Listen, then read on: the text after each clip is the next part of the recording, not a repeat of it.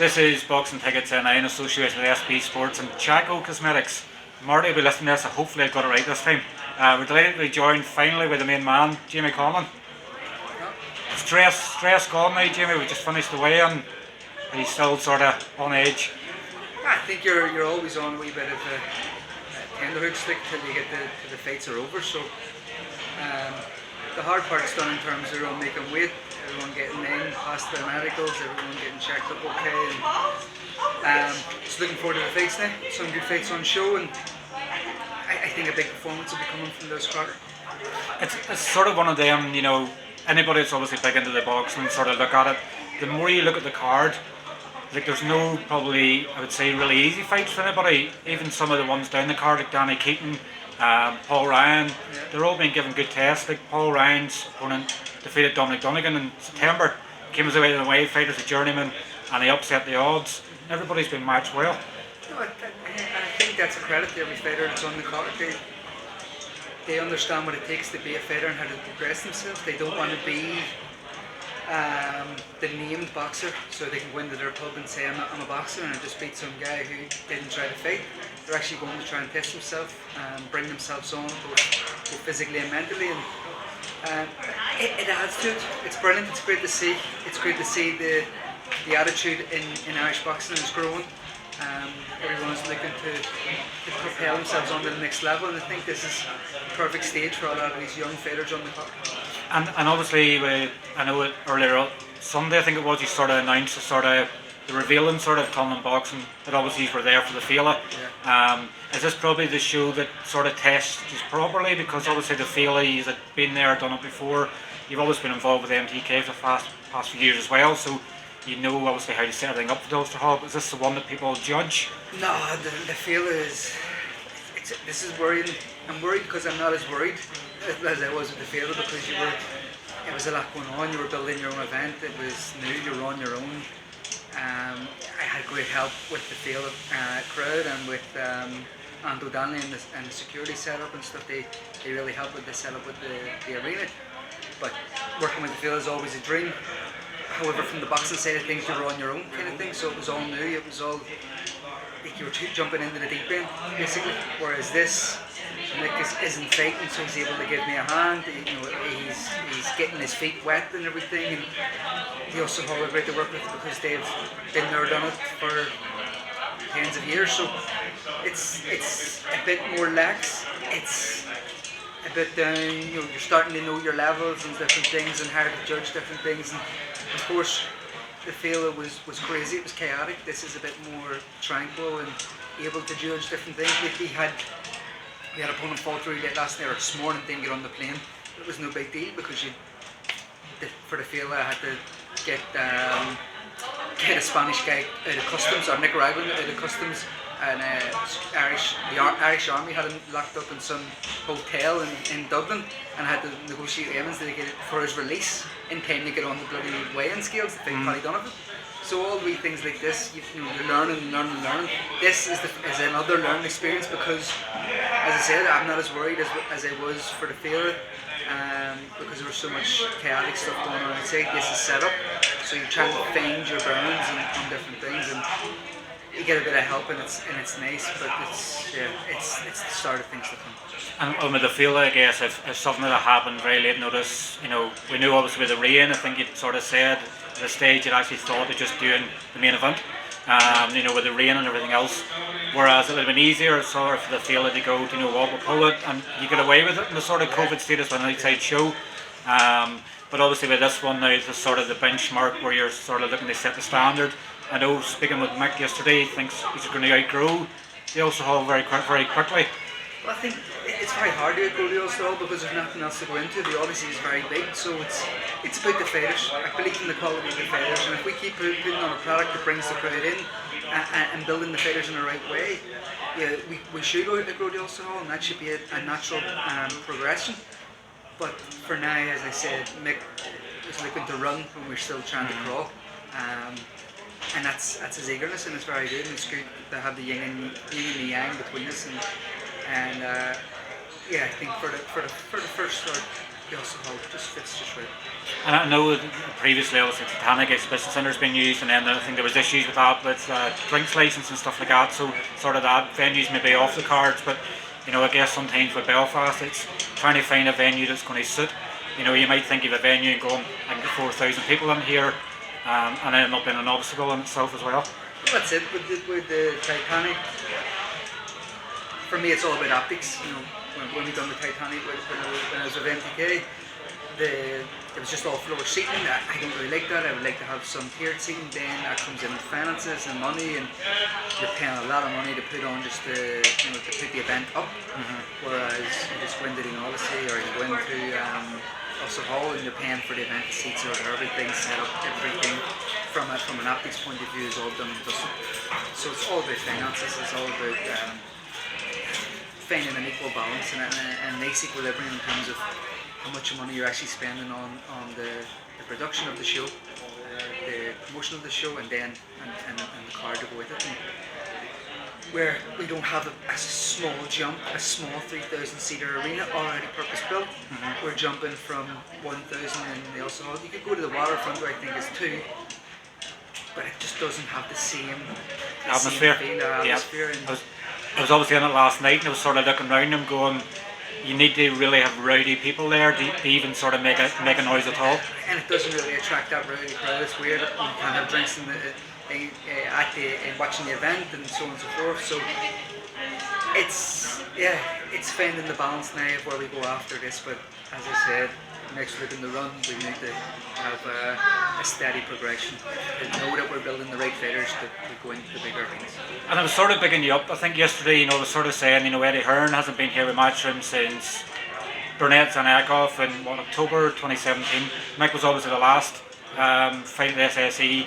And you just sort of get into a niche market where it's been more than 3 years where a major promoter here.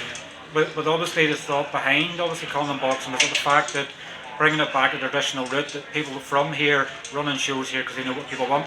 Yeah, exactly. Yeah. And investing in our fighters here.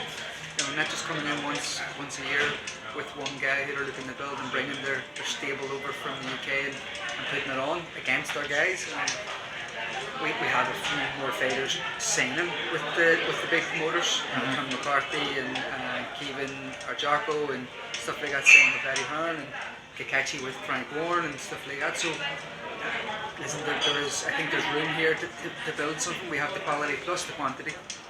It's just about having time, investment, development, especially homegrown talent, bringing them through, gaining the attraction of the fans, grabbing the attention of the fans to kind of make them want to tune in, make them want to pay their hard-earned money to come and actually watch the show. So there has to be a bit of everything to it, the element of the show, the promotion of the show, how it sounds, how it feels, the atmosphere of the show, and it doesn't work without the quality on display. You have to see excitement, you have to see knockouts, you have to see technically good fighters, and I think we have that.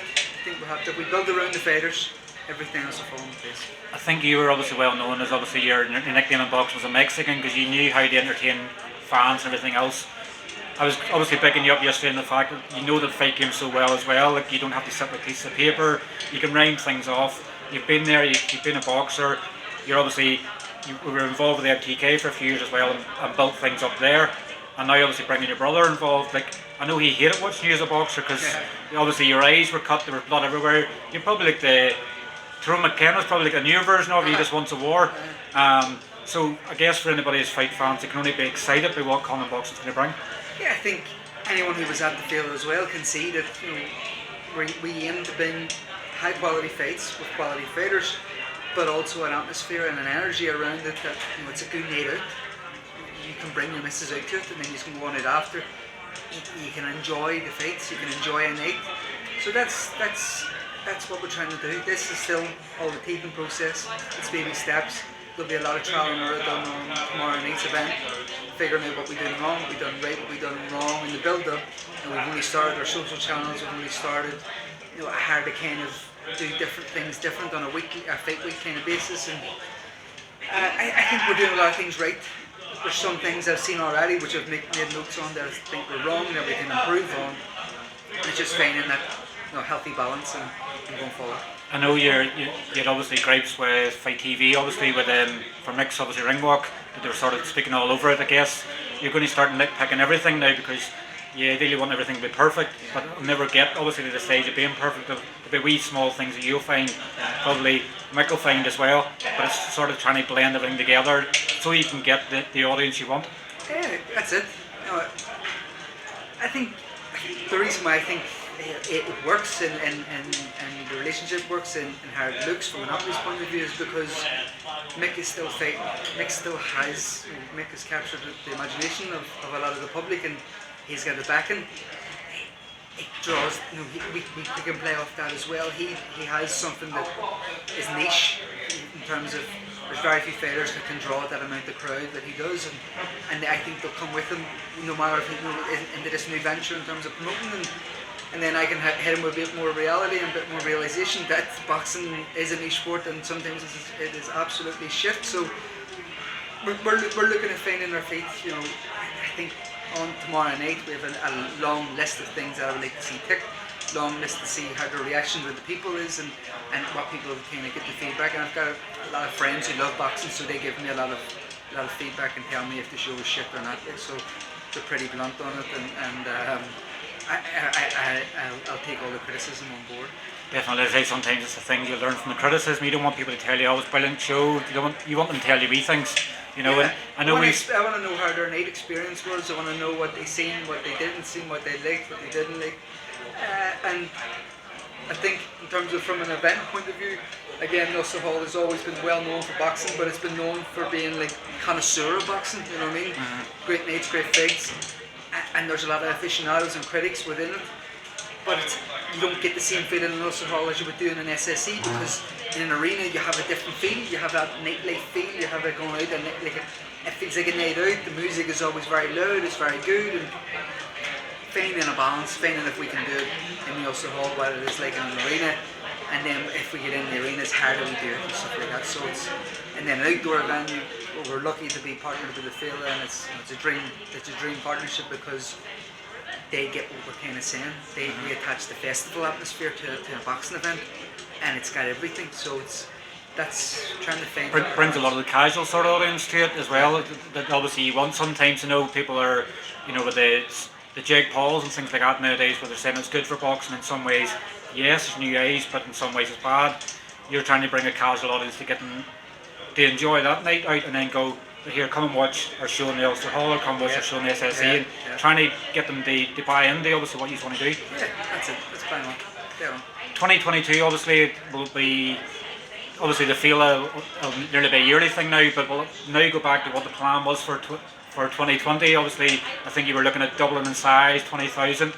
You obviously Mick versus Leigh Wood coming up now. In, the start of 2022. Obviously, the talk there could be a unification of titles and things like that. Is the dream now going back to 2020, or what's the sort of vision now for next year for the Feile?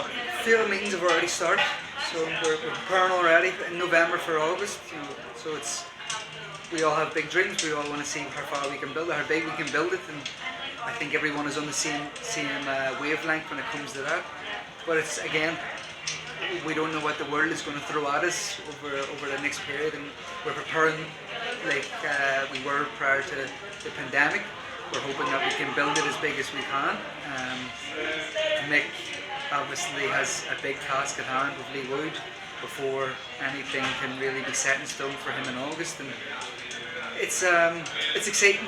The early conversations are very exciting because everyone is on the same wavelength in terms of how big we want to build this and what reach we want to go out to, and we will look to bigger it. Yes, we definitely will. And I know Eddie Hearn obviously in particular seems to obviously like the American folk because he knows how much money it can generate. Yeah. It's probably going to be an easy conversation in terms of, I guess it comes down to the desire of Leigh Wood to fight in Nottingham, or does obviously want to make more money and fight in America, but obviously we spoke with Mick yesterday and we already know his feelings. Taylor Serrano, Conlan Boxing, and then probably some of the Irish fighters as well.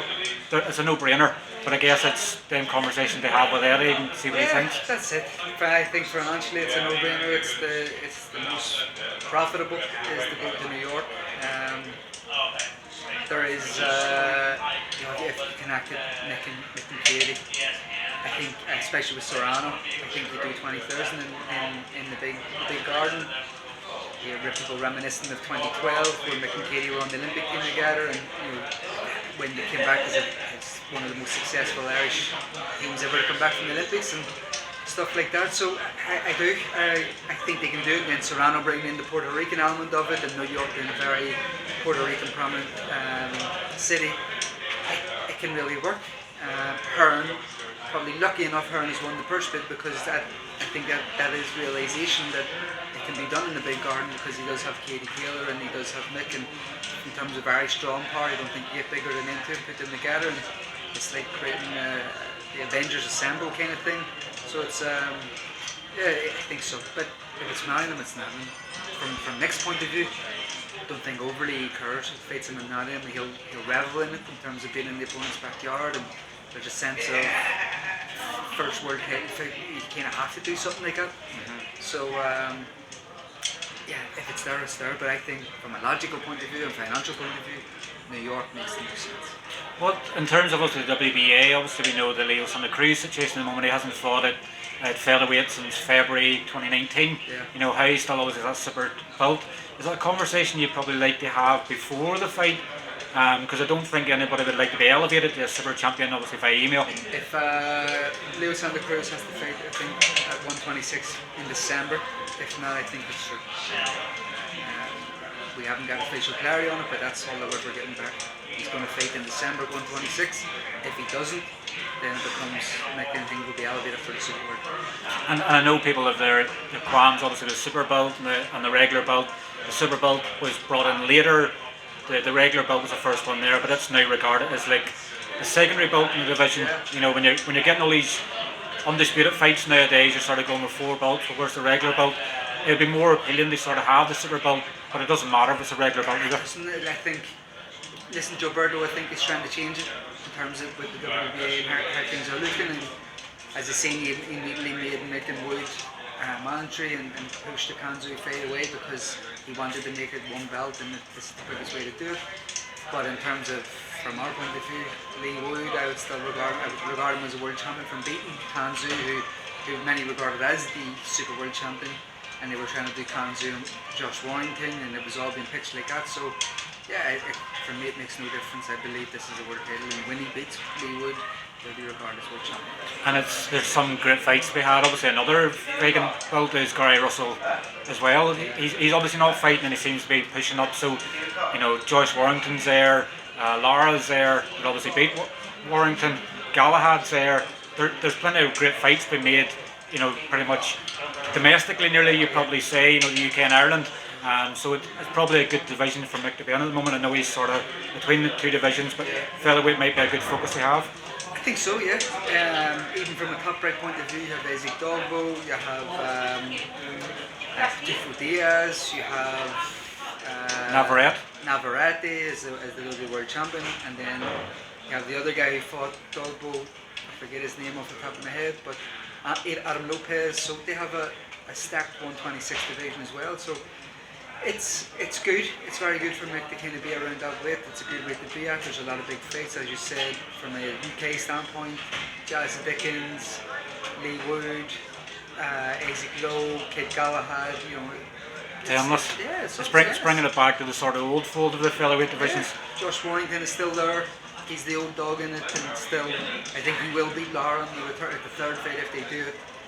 And if they're going to do Warrington and Galahad again, I think he will become world champion again that way. So, yeah, it's fantastic. It's brilliant to be around it because it's close to home. You can do big fights here, you can do big fights in England, and then from a top rank point of view, you can always go to New York.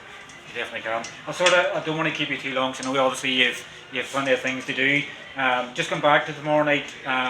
What would you say is your probably standout fight of the night? What would you say is the best fight you've put together on the card? Ronnie Clark, Sean McComb.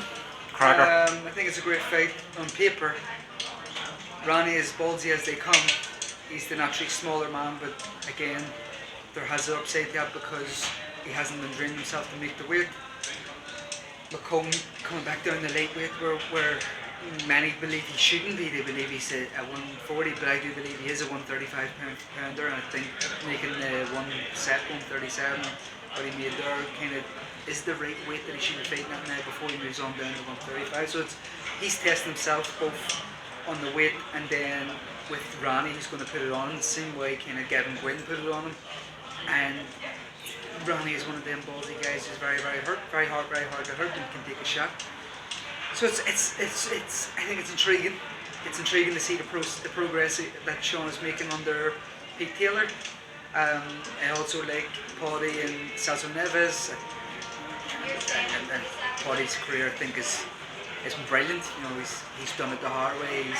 A lot of people have to look at Paddy's elevation through and progression through his career and take notes there. You know, the likes of Owen Leland have to kind of put Paddy as their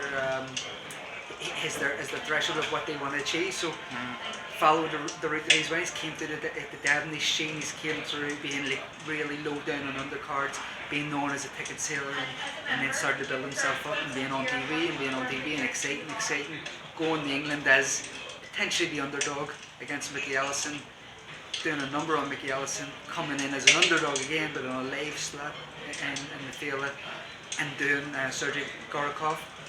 Now they call me an event, so this Neves guy, I really fancy. And I always go, when I hear that, when I make an offer to a fighter, I make an offer to a team and they say yes straight away, it's usually a bad sign because they have reasons for it, and they're very confident. So he's came part of a 4-man team. They're very confident. They look slick. He looked built on the scales. He had no problem making weight. I think Paddy, you know, he left it at the last minute and he wasn't his normal self on the scales today. So will it have an impact tomorrow? Who knows? And then I think I'm looking for a sensational performance from Crack. He looked phenomenal on the scales. Mentally, he's in a fantastic place. He just looks like he's maturing with every fight. How he's speaking, how he's handling himself, how he's conducting himself in camp. Every time he's getting better. So I'm expecting another standard performance. And again, connecting the Cross career, similar to Frampton's when he was doing the Ulster Hall, coming through that way, generating his own fan base and building a crowd behind him. That's what kind of we need to do with the Crack. And I think it's starting to hit home a wee bit more and more each time. You're getting more and more, not casual fans, but not necessarily the boxing aficionados who come to every show no matter who it is. So you're getting them connected to Cracker more and more. So he's starting to reach more and more people, and I think with another sensational performance, he'll do the same. And then on the undercard, I think Kane Lewis against Wan Yin should be a decent enough fight. Came out of the blue. Lynn pulled it out of the bag, who's a Spanish manager, and we were able to get that fight. And very stocky, very tough, undefeated. So it's a great test for him, and Danny Keaton against Cherokee Bank with the last second, also a great test. So I think from top to bottom, every fight is good. McComb and Ronnie Clark, just from a UK standpoint, is good to see where McComb is at now. It's going to be good. You know, it's a good test for Sean to show he's come back from the Gwynn fight, but probably Ronnie Clark's been a bigger name. He's obviously been in there with Martin Ward, he's been in there with Kokachi, he's been in with guys at bigger levels. So obviously beating Ronnie Clark tomorrow night obviously might diminish the demons of obviously the Gavin Gwynn fight. You know that he can actually come back from it. The only disappointment obviously the card was Jordan Latimer, that obviously talked himself into a fight with Owen O'Neill and just decided he didn't want to. I think his license should be suspended. Harry's handled himself. I was disgusted with Harry's handled himself, especially at the last minute. Sending a message last night saying he wanted to move 9 pounds, which I know Leonard and the Boxing Ireland team were very. They thought long and hard about doing that, but then Owen, I think, superseded them and said yes, he wants to do it. So they went with Owen's direction on it. They agreed into the £9. Having £9 the day before is insane. Like how would he not know he was going to make the weight? So that was one kick in the teeth, and then as soon as he agreed to it, turned off his phone and just didn't answer any questions, didn't answer any calls. I really think his license should be suspended with the board. It's like what is he playing at? Owen O'Neill's training very hard for this. He was due out late or mid-November, and he jumped at the opportunity to come on this card instead. And I was excited for the fight, if I'm being honest. I thought if you were going to ask me yesterday what was the fight I was looking forward to, it was probably going to be that as well as Sean McComb, because again, Latimer's 2-2, but he doesn't fight like a 2-2 fighter. Yeah. Only the 7-0, but hasn't been tested by someone who's going to test him like Latimer was. And listen, we salvage something. You know, we're doing an exhibition. They open up the card tomorrow. It won't be on